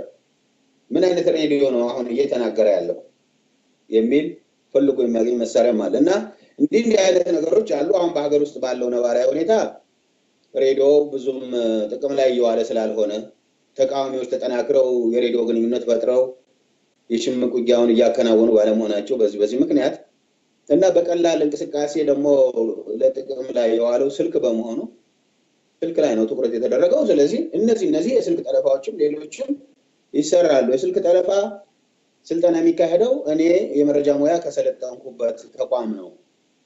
የመረጃ ማሰልጠኛው ተቋም ቀደም ሲል በሰርተፍኬት ነበር፣ በኋላ በዲፕሎማ ነበረ። አሁን ከ2007 ጀምሮ እንደ ኢትዮጵያ አቆጣጠር ደግሞ በዲግሪ ጀምሯል። እና እነዚያ ስልጠናዎች ውስጥ እኛ በዲፕሎማው በመረጃው ሙያ ስንሰለጥን በስልክ ጠለፋው ሙያ ደግሞ የኛ ኦፕሬተሮች የነበሩ 1996 በኋላ ሬዲዮ ቀርቶ በኮምፒውተር ብቻ መጠቀም መጥቶ ነበር ኢንፎርሜሽን ለማስተላለፍ። ከዛ በፊት ግን ሬዲዮ እንጠቀም ነበር። ሬዲዮ ስንጠቀም ምንድነው የሚደረገው? ሬዲዮ ኮድ ሰራተኛና የሬዲዮ ኦፕሬተር አለ። ሁለት ሰራተኞች ናቸው በአንድ ሬዲዮ ላይ ያሉት። የሁለቱም ቢሮ ይለያያል። የኮድ ሰራተኛው የህወሓት አባል መሆን አለበት፣ አብሮ የመጣ መሆን መቻል አለበት ታማኝ እንዲሆን። ሬዲዮ ኦፕሬተሮቹ ከፊሎቹ በደርግ ጊዜ የነበሩ በደርግ መጨረሻዎቹ የሰለጠኑ የጥንቶቹ ወይም አዛውንቶቹን አይቀበሏቸውም። በመጨረሻ በ83 82 ስልጠና ላይ የነበሩ እነሱን ተቀብለዋቸዋል። ከዚያም በኋላ ከሽግግሩ በኋላ ደግሞ እያሰለጠኑ ይጨምሯቸው አሉ እና ልነግርህ የምችለው የስልክ ጠለፋው በአብዛኛው 90% የትግራይ ተወላጆች ናቸው የሚሆኑት። በተለይ ደግሞ ታግለው የመጡ የኛ ኮድ ሰራተኞች የነበሩ ናቸው። እነዚህ ናቸው ወደ ስልክ ጠለፋው የሄዱት። ምክንያት ሬዲዮ ሲቀር ወደ ጠለፋ መምሪያው የማጠናከር ስራ ነው የሄዱት። መጀመሪያም ቢሆን ጠለፋ መምሪያው ነበር ስልክ ጠለፋው እና ስልጠና ለተወሰነ ጊዜ ይሰጣል። ከ4 ወር እስከ 5 ወር ባለ ጊዜ ነው ስልጠና የሚሰጣቸው። በዚህ ስልጠና ውስጥ የኦሮሞ ልጆችም የአፋር የደቡብና የተለያዩ ልጆችም አሉ። ለምሳሌ ምሳሌ ብሰጥህ ይሄ የኦሮሚያ አሁን አዲሱ ፕሬዝዳንት የሆነው ለማ መገርሳ እሱም የስልክ ጠለፋ ሰልጥኗል። የደህንነት ሰራተኛ ነበረ። በዛ ነው የማውቀው እኔ በነገራችን ላይ እና ስልጠናው ተሰጠ፣ ወደ ስራቸው ይሰማራሉ፣ ያው ይሰራሉ።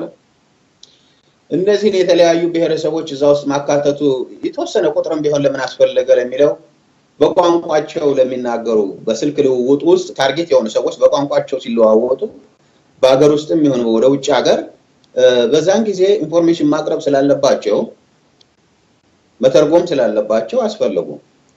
ለምሳሌ ናዝሬት እያለሁ ናዝሬት የነበረው ያለው የስልክ ጠለፋ ቢሮ ናዝሬትን የምታውቀው ከሆነ ወደ ናዝሬት ከአዲስ አበባ ስትገባ አውራ ጎዳናው አለ። ከአውራ ጎዳናው ቀጥሎ አንድ የሆነ በዛፍ የተከበበ ጫካ የሆነ ቀደም ስለዚህ የሆኑ ሰው መኖሪያ ቤት የነበረ የተወረሰ ነው። እዛ ውስጥ ነው የሚሰራውና አንድ የአፋር ልጅ ነበረ፣ አንድ ኦሮሞ ልጅ ነበረ። አለቃቸው ማነው የትግራይ ልጅ ነው። አሪያ ገብረ ሚካኤል ይባላል። የኔ ኮድ ሰራተኛ የነበረ ነው እና በዚህ መልኩ ነው የሚሰራው። እና ስልኮች ሲፈለጉ ምንድነው ለምሳሌ እዛ አካባቢ ያለው አፋርን አካባቢ አካሎ ነው የሚሰራው። ናዝሬትን፣ አርሲን እና አፋርን ያን ቀጠና አካሎ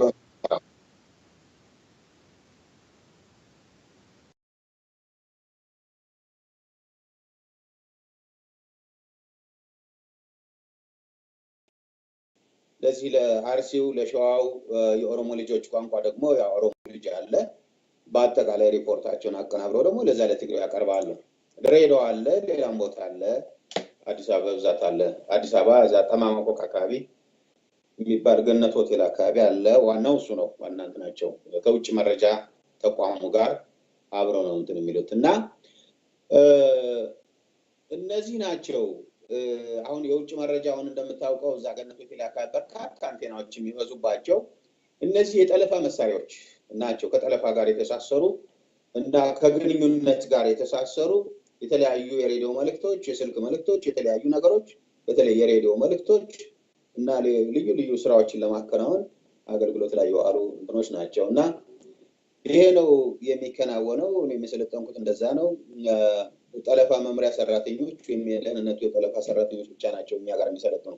እዚህ ጋር አንድ ወሳኝ ጥያቄ ላንሳለሁት። በተለይ ማህበረሰቡ በተለይ ወጣቱ እንዲሁም ትግል ላይ ያለው አገር ቤትም ያለው ውጭ ያለው ስለ ደህንነት መዋቅሩ ማወቅ አለበት እንዲሁም ደግሞ ይጠቅመዋል ብለው የሚያስቡት ነገር ምንድነው?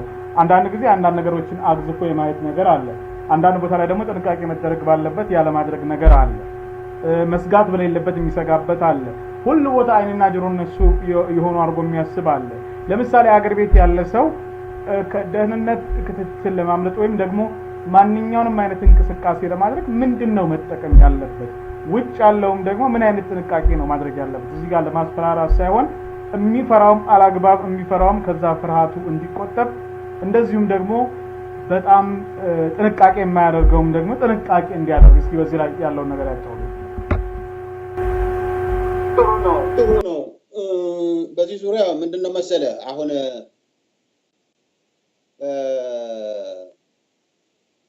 አብዛኛው ህዝብ ውስጥ ሽብር ፈጥረዋል። ሽብር የፈጠሩት ምንድነው? እነሱን የተቃወመውንም ያልተቃወመውንም አብረው ገለውታል፣ አብረው አስረውታል፣ አብረው አጎሳቅለውታል፣ አብረው አሰድደውታል፣ አፈናቅለውታል። በዚህ ምክንያት እጃቸው ረጅም ነው የሚለውን አባባል ይመጣል። በሌላ በኩል የሚሰሯቸው ፎርጅድ ሰነዶች አሉ። የተጭበረበሩ የፎቶግራፍ የቪዲዮ ወይም ደግሞ የተለያዩ የምስል የመሳሰሉ ቅንብሮች የሰነድ ቅንብሮች ያቀርባሉ። የተጭበረበሩ ሰውን ለመወንጀል ሲሉ እና በስልክ ላይ በውሸት በሐሰት ማለት ነው የተጠለፈ ነው ብለው አንዱ ሰው ከታሰረ በኋላ ስለማይናገር እየተደረገበት ያለውን የቴሌቪዥን ቅስቀሳ ስለማይሰማ እስር ቤት ስለሆነ ይኸው በስልክ ሲገናኝ እንዲህ እያለ ነበር ብለው በቅርብ ያቀርባሉ። የሱን ድምጽ እሱ ነው የሚያውቀው ከማን ጋር እንደተገናኘ። እኔ ባለፈው አንድ የታዘብኩት ነገር ብዙ ጊዜ የሚሰራው መሆኑን ስለማቅ እሱን ማረጋገጥ እችላለሁ። መፍራት አይገባም ነው። ለምሳሌ ባለፈው ጊዜ የኮሎኔል ደመቀ ዘውዱን መታሰርና ከህዝብ አመጽ ጋር ተሳስሮ ከኤርትራ ጋር እየተላላኩ ግንኙነት ያደርጉ ነበርና ይሄው የስልክ እንትኑ ጠለፋው ተብሎ ይሰማ የነበረው ነገር ራሳቸው እንኳን አስበውበት አለማዘጋጀታቸው ነው የሚገርመው። መጀመሪያ አስበውበት ነው ብዙ ጊዜ የሚያዘጋጁ፣ ግን ይሄ አስበውበት አልተዘጋጁም። ወደ ምንድነው የተወሰኑ ሰዎችን ያዝና እንደዚህ ሸፍት ምናምን 5 ሚሊዮን ብር እልክልሃለሁ ነው ያለው። ለአምስት ሰው 5 ሚሊዮን ብር ይላካል። ኢትዮጵያ አይደለች እንዴ ያቺ ሀገር? ሽፍትነት አይደለ እንዴ? 50 ሺህ ብር አይገኝም እንኳንስ 5 ሚሊዮን። እና ሌሎችም ይናገራቸው የነበሩ ቋንቋዎች ይናገራቸው የነበሩ ንግግሮች በሙሉ ከሙያ አንፃር እኔ ሙያውን ስለማውቀው ወይም እነሱን ስለማውቃቸው ብቻ አይደለም ማንኛውም ሰው ሊታዘባቸው የሚችል ተራ ስራ ነው የሚሰራው። ድራማ ነው፣ ኮምፕሊትሊ ድራማ ነው። ኤኒሃው የህወሓት ቡድን ድራማ ሰሪ ነው። ድራማ እየሰራ ነው። ህዝቡን የራሱን ህዝብ ሲገል ሲያታልል ቆይቶ በሱ ዙሪያ አሁን ወዶም ሳይወድም ህዝቡ ተሸማቆ ከኢትዮጵያዊነት እና ከሌላው ህዝብ ጋር አብሮ ከመኖር ይልቅ ህወሓትን አምልኮና ፈርቶ የማይቃወምበት ምክንያት ድራማ እየሰራበት ስለመጣ ወደፊትም ይሰራብኛል ብሎ ስለሚሰጋ ነው። በእያንዳንዱ ሰራተኛ ላይ እኮ ድራማ ይሰራል። ብታዩ ግምገማ ሲጀምር ድራማ ይሰራል። አንዱ ትግሬ እዛ ተነስቶ እንዲህ ሲያደርግ አየሁት ይላል። ሌላው ሰው አዎ እኔም ይሄን ነገር አይቼዋለሁ። እንግዲህ የሌለ እኮ ነው ያልተፈጠረ። ሰውየው በቦታው ያልነበረበትን ነገር ነው የሚነሳው። እና ልልህ የሚችለው ምንድነው አብዛኛውን ጊዜ እነሱ መቆጣጠር ቢችሉ ኖሮ ይሄ ሁሉ ህዝባዊ አመጽ ተነስቶ ወታደራዊ አዋጅ እስከሚያወጁ አያደርሱም ነበር። እርግጥ ነው ሲጠነክሩ የጠነከሩ ሲመስለው 7 ሚሊዮን የኮር አባላት በሙሉ በየደረጃው ያስቀመጡት የመንግስት ሰራተኛ ከሀገር ውጭ ወጥቶ ደግሞ ዘርፎ የሚኖረው የትግራይ ተወላጅ ግማሽ ሚሊዮን ወይም እስከ 1 ሚሊዮን የሚሆነው ይሄ ሁሉ ሊረዳቸው ይችላል ሲያምንበት። አሁን ግን አላመነበትም። ራሱ የኮር አባል ያሉትም ተሰልፈዋል፣ ሸፍተዋል፣ ተኩሷል፣ ተቃውሟቸዋል። አሁን ከጎናቸው ያሉት በስልጣን የባለጉ የተወሰኑ ሌሎች ብሔር ብሔረሰቦች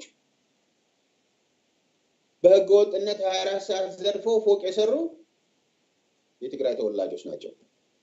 ሌላው ደሃውማ እንደና አብርሃ ደስታ እኮ ነው። በቃ ተቃውሟቸዋል። ትክክለኛውን የሚያስብ በርካታ ጨዋው ትግሬማ ተቃውሟቸዋል። እዚህ በውጭ ሀገርም ያለው የምታየው ነው።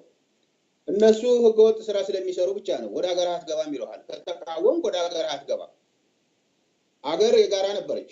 እንዲያውም ይህች ሀገር እነሱ በባንዳነት ሲያገለግሉ ቀሪው የኢትዮጵያ ህዝብ በአርበኝነት የሞተላት። አርበኛው ወደ ሀገር አትምጣ፣ ባንዶች ግን መኖር አለብን ያሉ የዘመናችን ጥቁር ጣሊያኖች ናቸው። ስለዚህ ስልክ ጠለፋ ቢባል በአብዛኛው አክቲቪስት የፖለቲካ አክቲቪስት የሆኑትን ፖለቲካሊ ብዙ ጊዜ ተዋናይ ሆነው ህዝባዊ ተቀባይነት ያላቸውን ሰዎች እነሱ በየጊዜው የሚሾሟቸውና የሚጠራጠሯቸውን ሰዎች ሹሟቸው የሌላ ብሔር ብሔረሰብ ተወላጅ ከሆኑ ሁልጊዜም ስልክ ጠለፋ አለባቸው። ምክንያቱም ሚስጥር ሊያሾልኩ ይችላሉ። ምክንያቱም የተለያዩ የመደራጀት እና ህገወጥ ስራ ሊሰሩ የሚችሉ ኃይሎች ሊፈጠሩ ይችላሉ። በዚህ ምክንያት እነሱን ይከታተሏቸዋል። ሌላውን ህዝብ ብቻ ያቋርጥ ራስ በራሳቸው ክትትል አለባቸው። በቃ ይሄ ሁሉ ክትትል የሚያውቀው ጌታቸው አሰፋ ብቻ ካልሆነ ወይ ደብረ ጽዮን ካልሆነ ወይ እዛ አካባቢ ያሉ ሰዎች ካልሆነ በስተቀር ሁሉም ባለስልጣን ራሱ አያውቅም። ስልኩን ከፍቶ አይናገርም። ሌላ ከቤተሰቡ ጋር የሚመስለውን ሐሳብ ህንጻው ሁሉ ለምን ያልነገረም ህንጻው ሁሉ መረጃ ህንጻው ሁሉ ቴክኒካዊ መሳሪያ የተቀበረ አድርጎ ነው እንትን የሚያየው። ስለዚህ ይሄ ሁሉ አስፈላጊነት የለውም፣ አላስፈላጊ ነው። በጣም ወሳኝ ለሆኑ ሰዎች ግን በጣም ወሳኝ ለሆኑ ሰዎች ቤት እንዲከራዩ ሲያደርጓቸው ፖለቲካሊ በጣም ወሳኝ ለሆኑ ሰዎች ቤት እንዲከራዩ ሲያደርጓቸው የስፒል ራስ የምታክል በየትኛውም ቦታ ልትለጥፋት የምትችል በአይንህ ሄደህም ከለጠፍካት በኋላ ልታያት የማትችል የመጠለፊያ ቴክኖሎጂዎች መሳሪያዎች አሉ። ይሄ ቢኖር አይገርምም። ምክንያት የህወሓትን ህልውና ለማቆየት እነዚያ ግን በጣም ወሳኝ ለሆኑት እንጂ አላስፈላጊ ለሆነው ኃይል ግን አይደለም። ለ15 ሚሊዮን መጥለፍ አይደለም። በአንድ ቀን 10,000 ስልክ መጥለፍ አይችልም። ኢኮኖሚ የለም እኮ መሳሪያው የለም፣ የሰው ኃይሉም የለም፣ እውቀቱም የለም። ለምሳሌ የቴሌ ነባር ሰራተኞችን አፈናቅሏል። ነባር ሰራተኞችን በ2002 እንደዚህ 2001 አካባቢ በርካታ በ10 ሺዎች የሚገመት 9700 አካባቢ የሚሆን የቴሌ ሰራተኛ አባሯል። የተባረሩበት ምክንያት ኢኮኖሚውን ለማዳበርና ቴሌን ትርፋማ ለማድረግ ነው የተባለው። አውቶማቲካሊ 9700 አባሮ 11000 ትግሬ ግን ቀጥሮበታል። የተቀጠረው ያሁሉ ሰራተኛ በአብዛኛው ለስልክ ጠለፋ ስራ ብቻ ነው ትኩረት የሚደረገው በአብዛኛው እና ቴክኒካል ስራ። ኦሮሞ አይታመንም፣ አማራው አይታመንም፣ ደቡቡ ሌላው አይታመንም። ለዛ ነው። ስለዚህ በአብዛኛው እንደዚህ ባሉ በጣም መሰረታዊ በሆኑ ነገሮች ላይ ትኩረት ይደረጋል ነው። ሌላው የክትትል የሰርቪላንስ ስራዎች። ሰርቪላንስ በሀገሪቱ ብዙ ሰርቪላንስ ኦፊሰር ያለ እንዳይመስልህ፣ ከ300 በላይ ሰርቪላንስ ኦፊሰር የለም። በአጠቃላይ በሀገሪቱ የመረጃ ሰራተኛና ሰርቪላንስ ኦፊሰር ከ1500 በላይ አይደለም ያለው። ህዝብ ግን 95 ሚሊዮን ወይም ከዛ። ይሄንን እንግዲህ ሙያዊ ቋንቋ ስለሆነ በደንብ አድርገው ያብራሩልን። ምንድነው የስራ ድርሻው?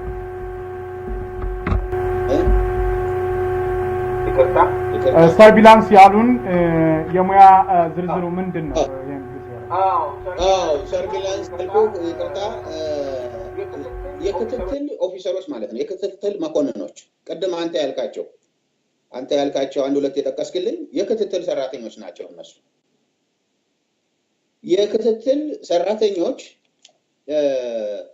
ከ300 በላይ አይደሉም። ያ ሁሉ 300 አዲስ አበባ ወይም በአዲስ አበባ ዙሪያ ያለውን ውጥንቅጥ መከታተል አቅቶት ባለበት ጊዜ ወለጋ ሂዶ፣ አሰላ ሂዶ፣ ሐዋሳ ሂዶ፣ ድሬዳዋ ወይም ጎንደር ሂዶ ያን ሁሉ ሊከታተል አቅሙ የለውም። ስለዚህ የክትትል ሰራተኛውም ይሁን የመረጃ ሰራተኛው ብዙ አይደለም፣ በጣም ጥቂት ነው። በነገራችን ላይ ሰብአዊ መረጃው በጣም ደካማ ነው። በቴክኒካል መረጃው ነው አሁን እየተጠቀሙ ያሉት፣ ሰዎችን እያጠቁ ያሉት፣ በማስረጃ አስደግፈው እያገኙ እያሰሯቸው ያሉት እንጂ ማለት ያ በስልክ ጠለፋው፣ በኮምፒውተር ጠለፋው፣ በምናምን በመሳሰለው እንጂ ሰብአዊ መረጃውማ በራሱ በቁመናውም የሞተ ነው። ምክንያቱም ስኪል የሆኑ ሰዎች የሉትም። እውቀት ያላቸው የተሻለ ራዕይ ያላቸው ሰዎች የሉ። እርስ በርሱ በግምገማ ሲናቆር የሚውል የካበተ ልምድ የሌለው በ3 ወር በ4 ወር ስልጠና ወይም በዲፕሎማ በ1 ዓመት ከምናምን ስልጠና በዲግሪ በ2 ዓመት ምናምን ስልጠና በዚህ የተሰባሰበ ነው።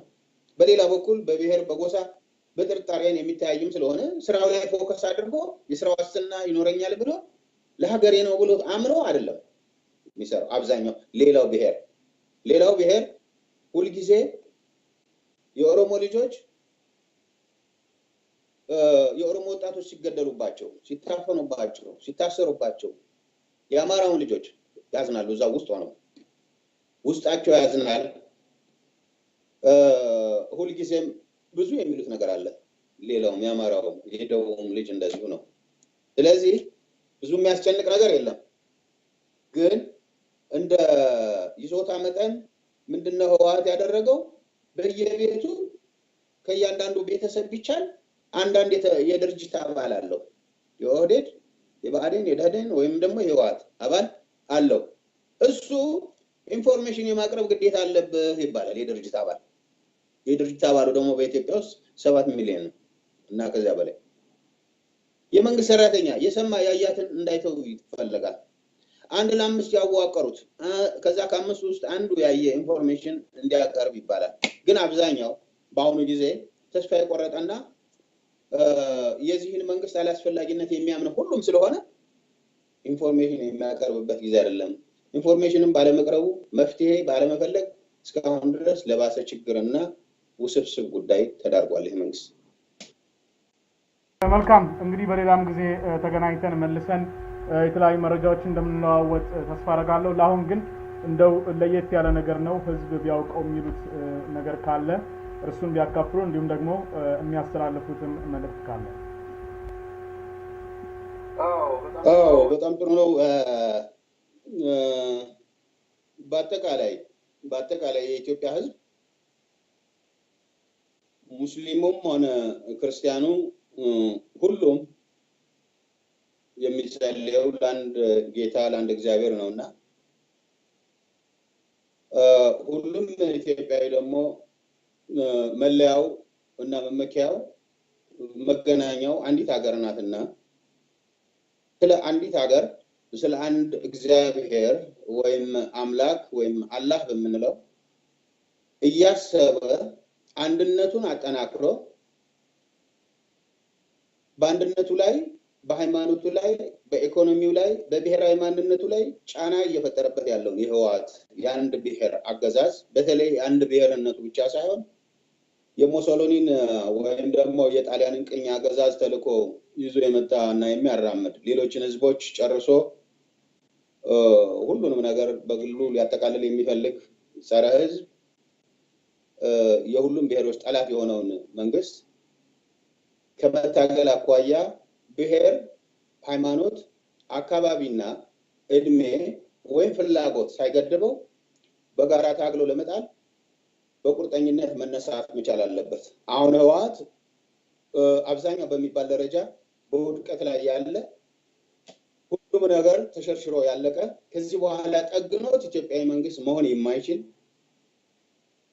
መሆኑን ተረድቶ የትኛውንም የፖለቲካ ድርጅት እሱ ነፃ ያወጣኛል ሳይል ራሱን በራሱ ነፃ የሚያወጣበት በተቻለ መጠን ደግሞ የፖለቲካ ድርጅቶች የመሪነት ሚና ተጫውተው ህዝባቸውን ከእንዲህ አይነት ሰቆቃ የሚያድኑበት ምቹ ሁኔታ አሁን የተፈጠረ ስለሆነ እንዲህ በተዳከመና በወደቀ ህወሓት ላይ የተሻለ ነፃነት መገንባት እንዲቻል ሁሉም የበኩሉን በሀገር ውስጥም ሆነ በውጪ ጥረት እንዲያደርግ በትንንሽ ጥቅሞች እንዳይታል በጥቂት እና በትንሽ ማስፈራሪያዎችም ሳይበረግግ ትግሉን ሳያሰልስ በቁርጠኝነት እንዲቀጥል